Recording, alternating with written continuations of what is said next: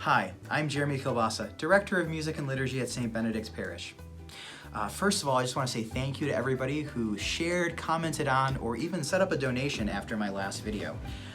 There was a question that did keep coming up that I wanted to address, and that question is, where does my donation go when I set up a monthly gift? This is an excellent question. In order to understand, first of all, you have to understand the way that our music ministry is funded. There are two primary sources of income. Number one is the general operating budget, which comes from the collections that are taken up every Sunday here at the parish. That part of the budget pays for a few big ticket items. Number one would be personnel, namely me, your full-time Director of Music and Liturgy. I'm very thankful to have a full-time job here at St. Benedict. Not all parishes have that, so thank you for supporting us in that way. Number two, we have our part-time personnel, namely we have 4 choral section leaders who are the professional vocalists that support our volunteers in our 9 o'clock choir. I'm going to talk a little bit more about them later in the video, but for now just know that these professional vocalists are a vital part of our program. The third thing is some limited sheet music purchases, the choral scores and the hymnals that our choir uses from week to week. And the fourth major expense is music licensing. We actually have to pay for all of the music, or rather the rights to use the music that we print in the bulletin or even sing at Mass each week. The second primary source of income for our music ministry is what's called the fundraising budget. Now, the fundraising budget draws income from major events such as our annual Christmas concert. But also, and perhaps more importantly, this is where the individual gifts that I'm asking you to set up will go. This budget helps to pay for supplemental personnel, such as the trumpets for Christmas or Easter, or perhaps the professional vocalists that we have join us for special events like All Souls Day and Confirmation, things like that. As you might imagine, personnel is currently the largest expenditure in this budget. That partially has to do with the fact that personnel is expensive, but it also has to do with the fact that right now this budget is relatively limited. The second thing that we use this budget for is marketing and promotion, both for our events and for our choirs. You're probably watching this on either Facebook or YouTube, and if it says sponsored at the bottom of this post, that's where part of that funding went. We also use it to help promote some events like our Mozart and Merlot choir mixer, which is, quite frankly is responsible for at least half of the new recruits we have to our choir. The third thing is to supplement what the operating budget does not cover. For instance, we only have about $1,500 allocated per year for sheet music purchases, but we usually need at least $3,000 to purchase all of the music that we use per year.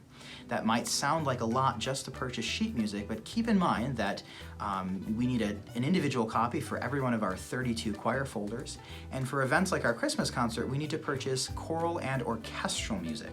Now, orchestral music can be rather expensive. Just to rent a score for John Rutter's Mass of the Children, for instance, was over $300 last year. And to buy it can be anywhere between $150 to $400 to $500, depending on the piece, the publisher, and any number of factors. The reality is that music ministry and music programs in general are expensive to maintain. This music fund helps us to bridge the gap and to continue to offer excellent programming by purchasing sheet music and everything that we need. And the fourth thing I should say that this fund helps to fund is cool stuff. What do I mean by that, cool stuff? Well, I'll give you a few examples. In years past, we had purchased choir microphones and engraved choir folders for our choir.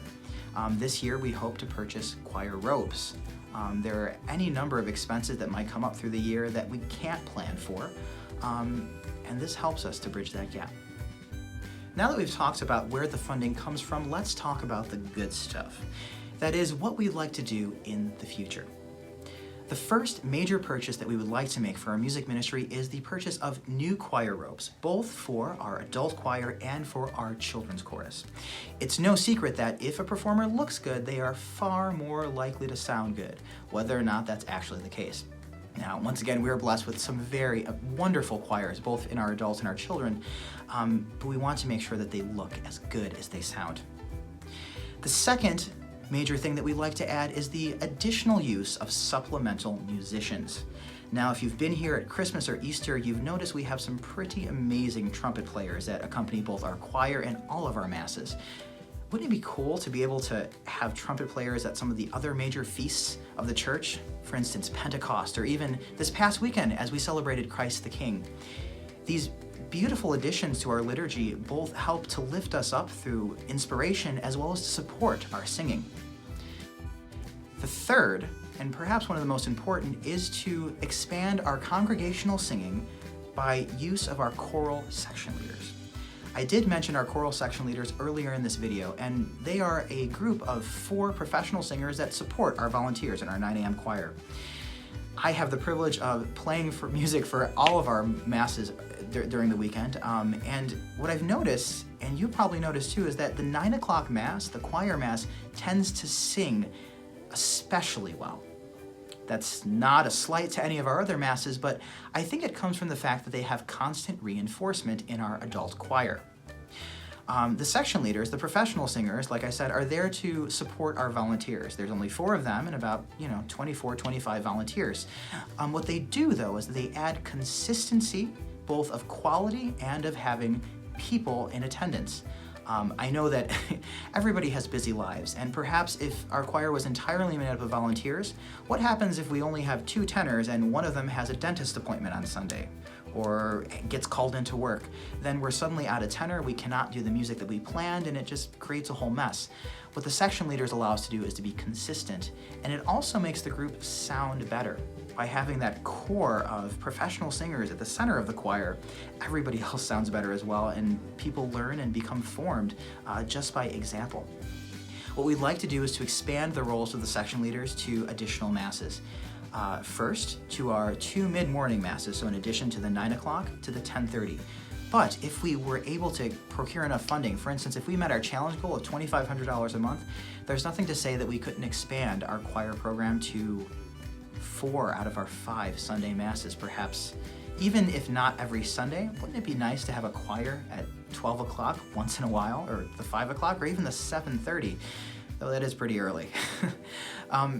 So much to say as, with the correct funding, or I should say with enough funding, the sky is the limit as far as what we can achieve and the quality that we can produce as a music ministry.